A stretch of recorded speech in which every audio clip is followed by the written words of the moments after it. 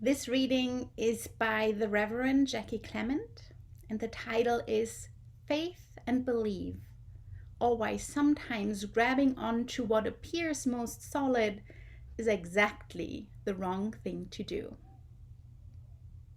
Last summer, my husband John and I were canoeing in New Hampshire. At the end of a trip around the lake, I climbed out of the canoe first, had 1 foot in the lake and 1 foot in the canoe. That's when things went wrong. While taking my foot out of the canoe, I caught my heel on the edge. Losing my balance, I instinctively reached for the most solid thing within my grasp, the canoe. There are times when grabbing onto what appears most solid and stable is exactly the wrong thing to do.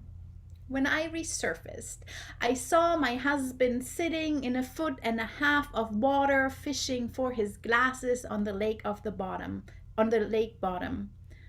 In my attempt to save myself, I took an innocent bystander down as well.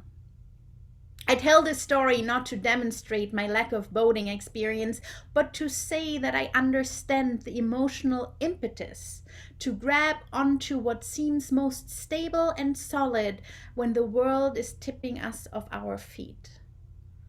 In religious terms, we might say that we are driven to hold ever more tightly to our beliefs when we are under stress.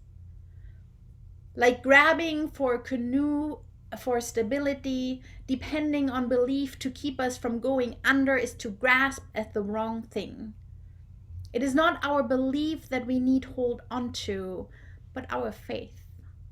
Though the two are often taken to mean the same thing, there is a subtle yet critical difference.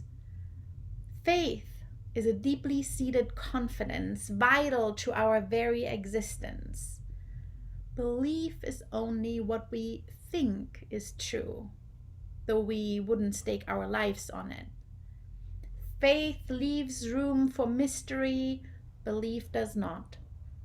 As Albert Einstein wrote in his personal credo, the most beautiful emotion we can experience is the mysterious.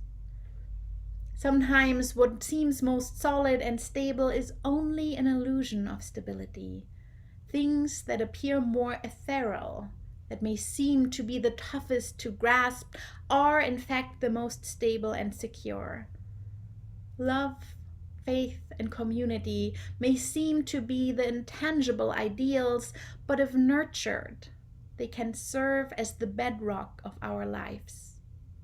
Beliefs can fall away, but the things that seem most insubstantial, because they can be the hardest to come by, have the greatest worth and provide the steadiest base.